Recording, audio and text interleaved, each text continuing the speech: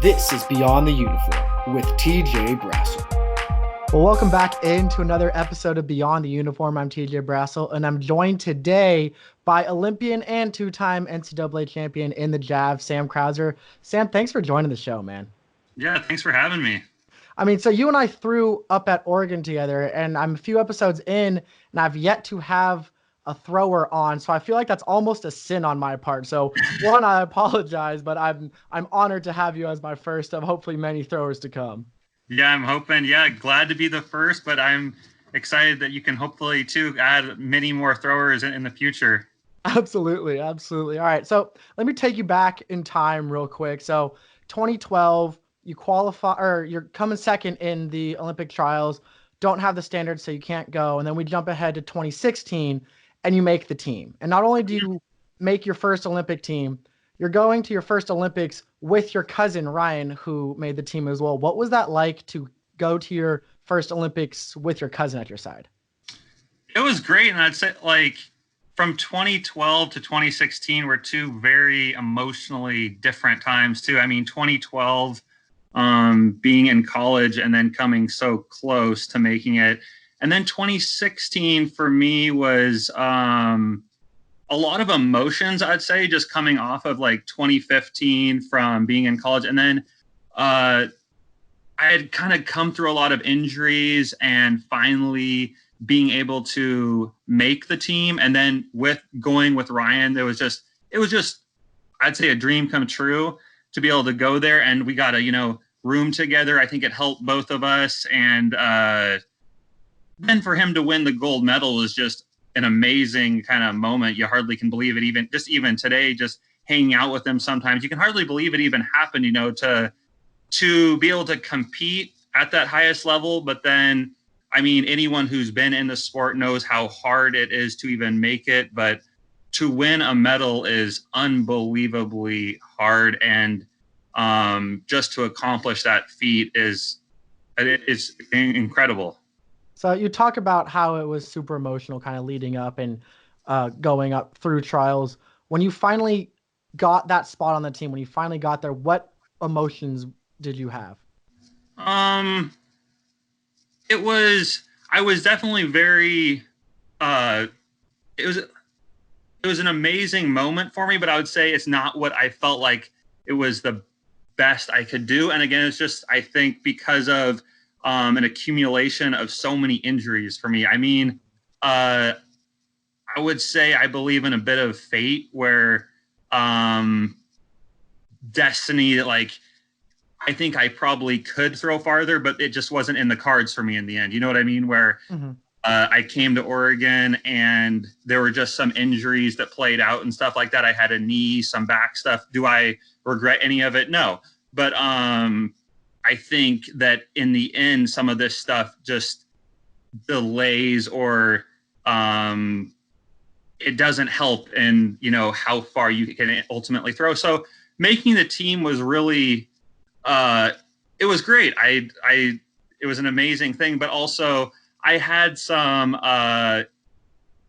ideas of how far I wanted to throw. And ultimately, when you go there and don't do as well as you want, it's, it's hard to take. It's a hard pill to swallow, So there's a lot of people too that will say, oh, well, you made the Olympic team and that was amazing in itself. But, when it's been your whole life for so long, you kind of have some standards that you want to try and achieve. And so it's a great moment though in itself. Absolutely. I feel like every athlete's always chasing that next step, and it's never quite good enough, even when it almost is good enough. Yeah. But you mentioned that, so you roomed with Ryan, and there was also a bunch of your former teammates from Oregon who were at the Olympics with you. Mm-hmm. How much did that kind of ease any anxiety or nervousness going into the Olympics, having your cousin and so many familiar faces with you there?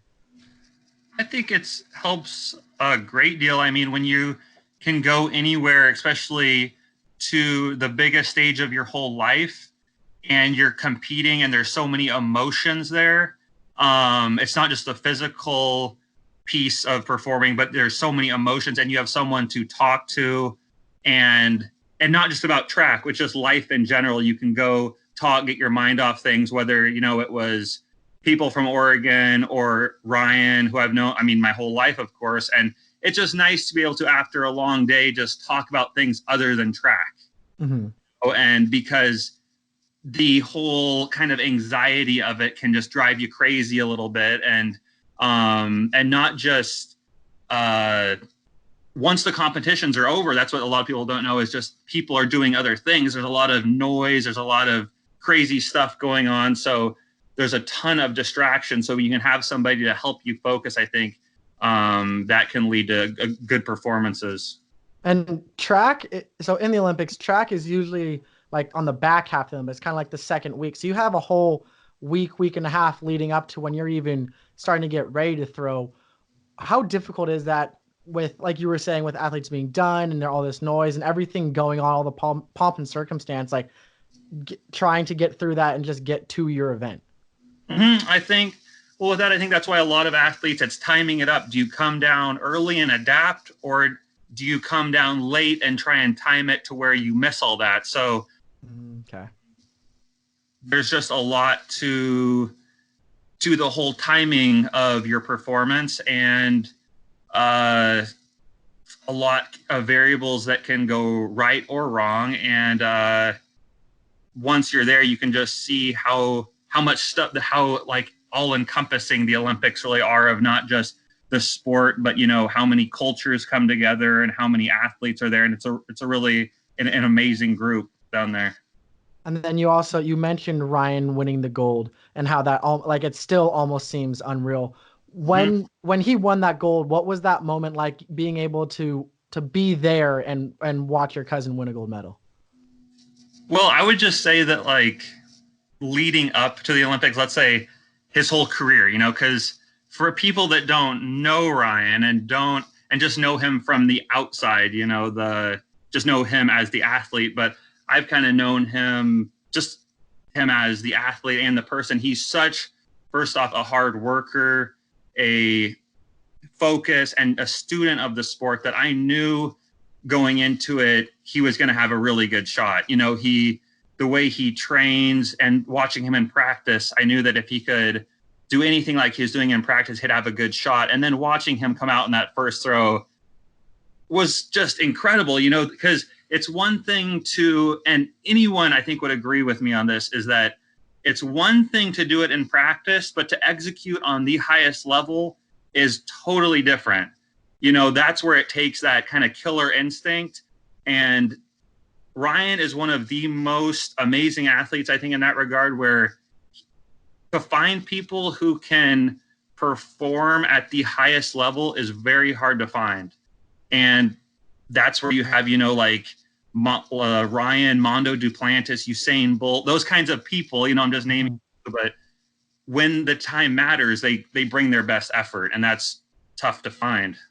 Yeah, you can always find the practice players, but it's the people that come out and shine at when the lights are on the big stage. That's for sure. That's what matters most. And so like the Olympics aren't necessarily are kind of almost commonplace to your family at this point. I mean, I would say your family's almost kind of track royalty here, with your uncle being a 2-time Olympian. Your dad probably, had he not gone through injuries, would have been an Olympian. He's Oregon's shot and disc record holder. And then obviously you and your cousin.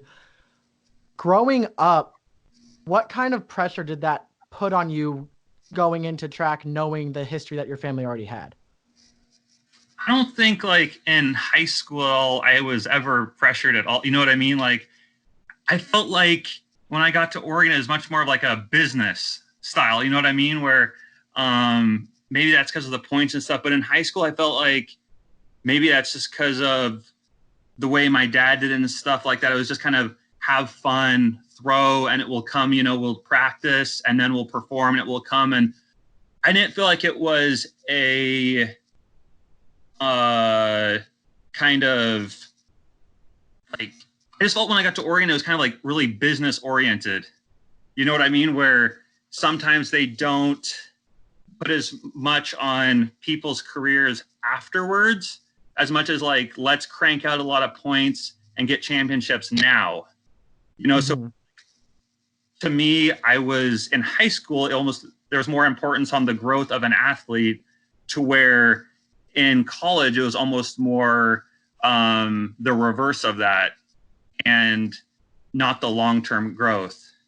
Okay. All right. Yeah. And I mean, success to you in Jav started at a young age. You were the national high school record holder in the Jav. So when did you start throwing the Jav, and what was it about the Javelin that got you excited about it? Yeah. So my grandpa lived right across from me when I was young, and still does live right across from my my parents. And so I would go over to his house, and man, it probably started when I was like 5 years old or something. I was throwing the full-size javelin when I was 5. He would every year take out like a little stepping stone and see how far I would throw. So he'd be like 5 years old, 6 years old. I kept going, and then he had a fence at the backyard where I was finally throwing over the fence, and there was cars back there. He's like, "Oh no, you got to be done here." Down to the school and stuff. So I was throwing, like, when I was 7 years old, like 110 feet or 120 feet or something. But I guess it was like the first thing where I had a lot of success doing something, so like when you have success, whether it's you're a javelin thrower or a computer programmer or a writer or whatever, like when you have success, it feels good and you like it and you don't want to like give it up, so you just want to keep getting better at it. So when I was doing good and like it just, you want to keep pushing it and getting better, and it's, you find something you're good at and you want to be great at, you know what I mean? So it's hard to be good at something. And so yeah, like when I think it was about my freshman or sophomore year when I really, I threw 200 feet to 210 feet as a sophomore, and I was like, wow, this is like a really fun thing, really cool thing. I kind of went with it. Was still playing basketball and some other stuff, but kind of started doing javelin and shot put and discus a little bit more. But that's kind of when I started figuring out I was pretty like okay at the javelin. Yeah. I would say you're a little more than pretty okay, but yeah. And then I believe it was in 2017 you decided to kind of hang the boots up and step away. Why did that feel like the right time to step away? Yeah, I think it was like right after the Olympics. Honestly, it was the emotional piece for me. Even like at the Olympics throwing there, there were so many mounting injuries. I felt like I could never get like kind of that get rolling again. And it was just really hard. I would take time off. My knee was the worst. It was the patella tendinitis in my knee. I would take 3 or 4 months off, rehab really hard, come back, and then when I would throw, it would fire back up. And it would be this constant aggravation to where kind of I feel like if you're doing anything, you got to be kind of invested with the passion. And if the passion's gone, then you're kind of just spinning your wheels. So in that like year after the Olympics, I just said, I still love the sport. Don't get me wrong. I love, being a part of it, wanted that, but like, I'm just kind of going through the motions right now. And I just feel like there could be more. Yeah, maybe I can throw farther, who knows? But like here, like in my heart, it's all gone. So I just like said, I'm going to hang it up. I'm okay with it and just start a new chapter. So yeah. Have you ever had any thoughts about trying to make a comeback at all? No, not really. I mean, I'm good with where it ended.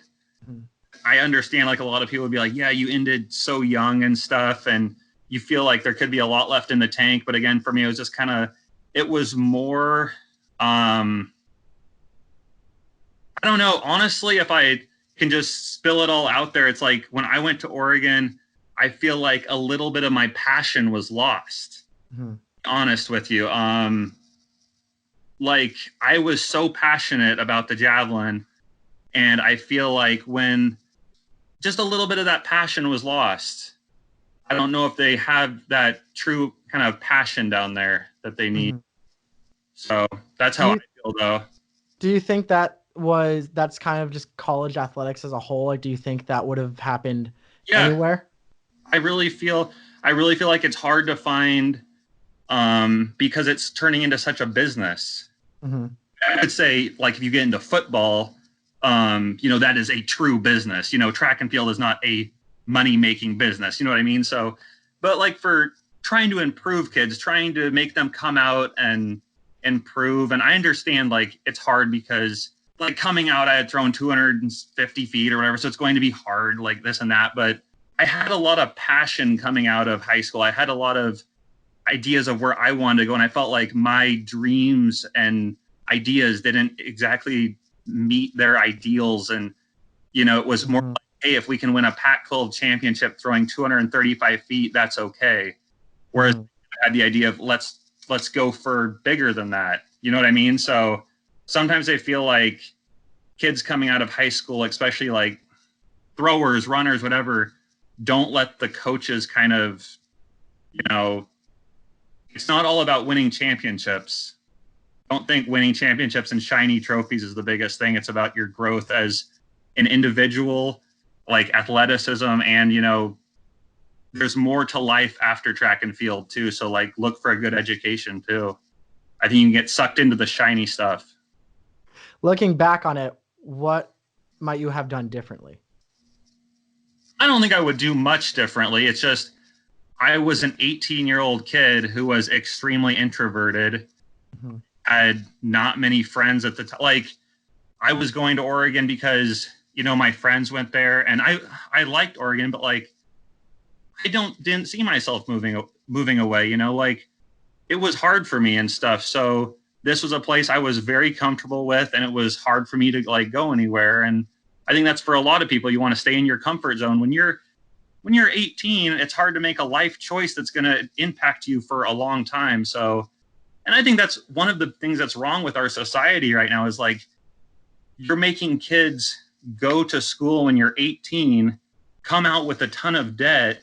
It's like there should be some piece in there where you can kind of take a little time to decide or something like that. Because a lot of kids when they're 18, they have no clue what they want to do. When you're 20, you don't know what you want to do, or 22. So I don't know. I think there's just in a lot of ways, maturity level for me wasn't there. That totally makes sense. I mean, I'm 26 and I barely know what I want to do at this point. I'm just trying to figure it out as well. I'm with you. Yeah, it takes time, and you know, I think a lot of it is just the pressure of it all when you're at that age and you just have to make a decision so split second. And so you were talking about injuries, and it's always seemed to me that, especially of all the throwing specialties, javelin tends to be the most injury prone. Why do you think that is? I would say because, you know, the speed at which you're moving and the angles and pressure at which you're hitting, you know, those positions, you know, you're going extremely fast. A lot of people say, you know, it's the cliche of I'm driving my car at 20 miles an hour and then I just come and put on the brakes. You know, it really is though you're running down, you do your crossover, and then you just hit a block.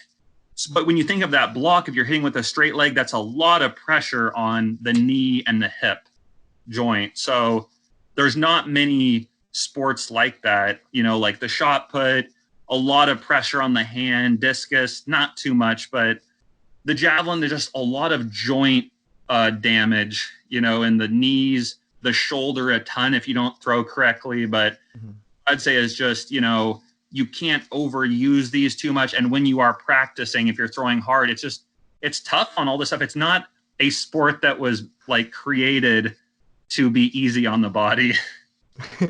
That's very true. So yeah. When you look at kind of the world stage of throwing, shot put, the U.S. is pretty up there, kind of on top. But in all the other events, in the discus, jab, hammer, it kind of still seems like we're still trying to catch up. Why do you think it is that we're so dominant in shot put, but everything else we're still trying to kind of get there?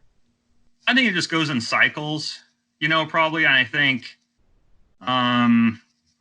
it's just hard to say with that too, you know, because in another 4 or 5 years, they might just come back up and in like the discus in the country. And in like, I believe that like men's discus, we got bronze. I think Mason did pretty good. So, I mean, that's really good. And like if Valerie Allman, she's kind of on the brink of making a breakthrough. So one thing is too, it's hard to be good at everything.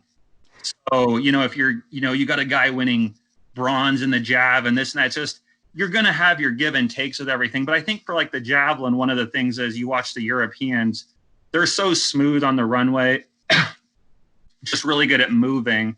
I think for like the US, if we can just get a little more fluid, get moving and turn, like, don't use the arm so much, turn off the arm a little bit and just learn to use the legs, at least for in the US. I think because we grew up throwing so much baseball, it's a lot of guys with super good arms. The leg run up and just throw as hard as you can. That would be my understanding, at least. Okay. All right. That's absolute sense. That's at least what I would guess. I'm probably wrong. Okay. So in 2016, after you came back from the Olympics and everything, you and Ryan were honored in your hometown of Gresham. You got the keys to the city, and you got a day named after you. What is that like to have a day named after you? It shows how much I think the community cares. It meant so much, but I mean, it shows how much this community cares about just the two of us, and we just appreciate that so much because there's so much backing behind that, and we love this community so much because there's been so much compassion for the two of us, not only like just in all like the newspapers and the people coming out to watch stuff. And I just love, like, a lot of people will say, stuff about Gresham or Barlow and this and that. And I don't know, compared to like, some of like the Portland schools, you know what I mean? But I love this area. I still do. I just love it. And that's the thing is there's so much like good grassroots compassion and people around this area that just love the community and stuff like that. And there's so much to be said about that. And you could really see kind of the pouring out of kind of that, the people who care, you know what I mean? And I know that Ryan really would feel the same way, that it meant a ton to the both of us. So I believe it was October 7th was the day. So is that like your guys' second birthday now? Are you still celebrating? I don't know, honestly. Like, maybe, I guess, yeah. But it's pretty awesome. All right. Cool. Okay, I wasn't sure if it's you can eat free wherever you want. No. It's just they came up with that day, but I wish, like free Taco Bell whenever we want, but not much. No stuff. So we talked about how in 2017 you decided to step away. So what was your next endeavor then once you decided to call it quits with track? I started working with my dad. Like, he has his business, Crouser Fine Art. So it's a retail online art and wholesale, but also I've never really, so like fishing is, I would say, one of my big passions. And so I got to start doing more of that, because throughout my whole life, I mean, with the track stuff, I've just been kind of 24/7, 365, never really been able to do many like vacations that I wanted to do, and not like it's been bad. I love track, but I gotta, go to Mexico now and fish, or go to, Montana and do something and do this and that. So I'm starting to be able to do a few of these kind of like little trips that I've always had planned. And even Ryan and I got to go on a trip down to the Sierra Nevadas in October. And so just stuff like that I think didn't have the chance to do because of track before. And now I'm just starting to kind of do more of this stuff that I've always really wanted to do. So what is it about fishing that you love so much? There's something about it. I don't know. It's just, I think my dad got me into it when I was really young, but it's almost like that, like athletic piece of it that was inside of me, where you're always trying to get better, fly tying too, and fly fishing. So you'll go and have a pretty good day, but you'll wonder, come back and be like, well, what if I tied this fly? What if I did this? I think I can get a little bit better. And then you go back and it's not as good. But you're always trying and you're always wondering. And I think that's the thing, is like the unknown, not knowing what it could be, but trying to push it that much farther. And I just love being out there too. Like, I think everybody, if you can be in the outdoors, just kind of experiencing that, that's always a great day. So is this something that you've been doing since you were super young? Yeah, I mean, we would go, like, the Columbia River is up here, and we would always go like salmon fishing or trout fishing and stuff like that. So that's always kind of been with me. But then, you get YouTube and stuff and figure out, oh my, there's marlin fishing and, and tarpon fishing in Florida and stuff. And so you start like going, ooh, there's a lot more out there than this. In the saltwater, it's nice and warm and sandy beaches. So I think, you know, you start having like these little bucket list things to do too. So it's definitely, I would say, my greatest passion would be fishing. Yeah. And then Ryan, I would say his is too. So we kind of like parallel right there. But when we're both together, it can be kind of crazy because it's like nonstop fishing and just craziness. Getting competitive even in fishing, huh? Yeah, a little bit competitiveness. Yeah. So I had read that, I believe it was after your first NCAA championship, your dad actually took you kind of on a trip as kind of like a celebration for fly fishing. Is fishing kind of a celebratory thing that you guys typically tend to do? Kind of. I would say we just do it all the time, honestly. Like our thing, like I just have to have fishing in my life, or it's like air to breathe. You know what I mean? Like if I don't have fishing, it's just like I get down. I have to have it all the time. So it's like, you know, it's just like some people need different stuff, you know. For me, it's the fishing. It's all the time on my brain. I think I will drive people crazy because if we want to talk fishing right now, I could talk fishing. But let me hear it. Let me hear what you got. What's your favorite part about fishing?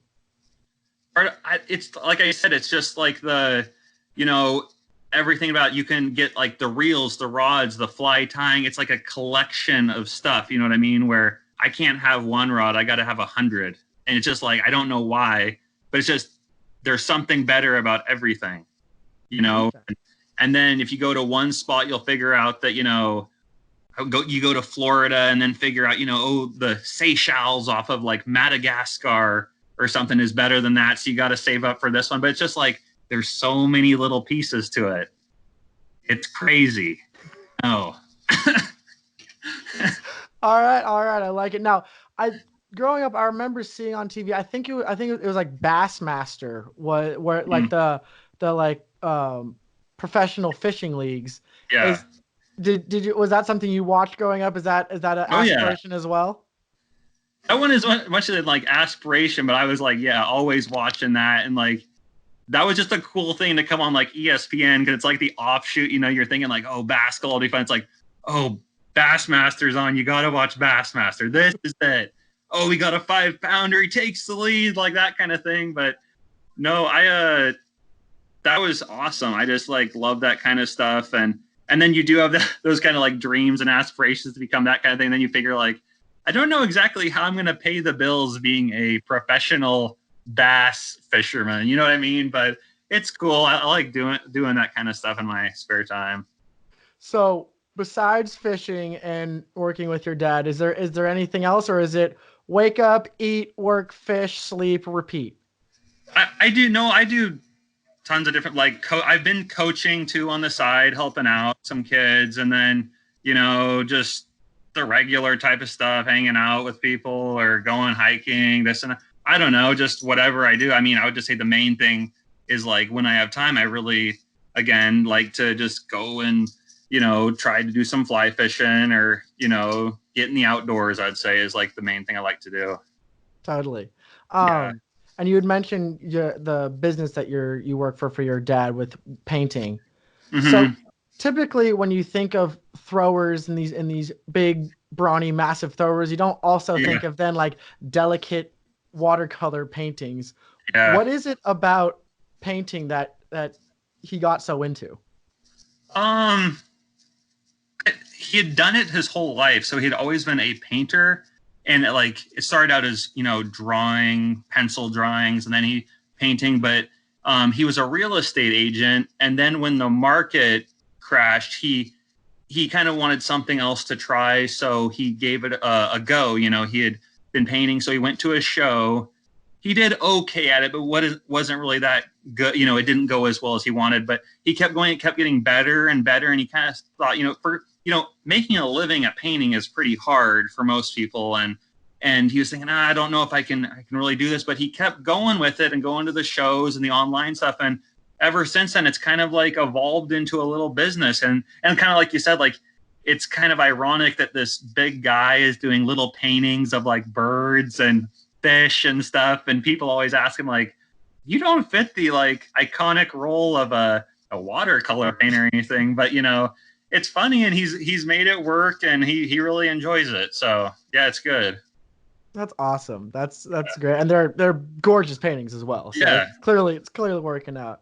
All right, I don't want to have to keep you too much longer, but I do have one last question that everyone from Oregon that I've had on here I've talked to about. So with the new Hayward Field, with the old Hayward Field being torn down and then kind of rebuilding and everything, what are your thoughts on how the new Hayward Field will be? I think it'll be amazing. You know, I think it's great. I think it might have been a bit of an abrupt change, you know, just the way it happened and so quick. But I'm not against what they did. Like, I think it's amazing. I wish there could have been some way Old Hayward could have like stayed. You know, I think everyone probably wishes that, but like, I haven't got to see it yet in person, but when I have seen some of the pictures, it's just incredible. So I'm so excited to see that. It's just going to be the venue, the experience, the competitions, I think are going to be just top notch. So, and I think too, just the way everything's headed with technology, it fits right in. So, you know, to kind of stay in the background and we stay, you know, we're never going to change, we're never going to do anything like that. I think it's good to, you know, sometimes you have to change. You kind of have to keep up with the time. So it's unfortunate it had to go, but I think it's kind of maybe a good time to do it, possibly. It'll be fun, though, to go down there and see it, because I think the level of competition is going to be great. Awesome. Well, I appreciate you coming on and telling me all about this. It was great. And I wish you the best in everything, especially in fishing. And we'll see you on Bassmaster. That is for sure. It's happening. I can see it coming. But thanks for joining the show, man. Yeah, thanks for having me, man. And have a good one. You too. And everyone, thank you for watching. Thank you for listening. If you have missed any of the other episodes, they are all up and running. Make sure to go check them out and be sure to subscribe so you don't miss an episode. And I'll see you again next time. This was Beyond the Uniform with TJ Brassil. Join me again next week when Olympic sprinter Jenna Prandini joins the show.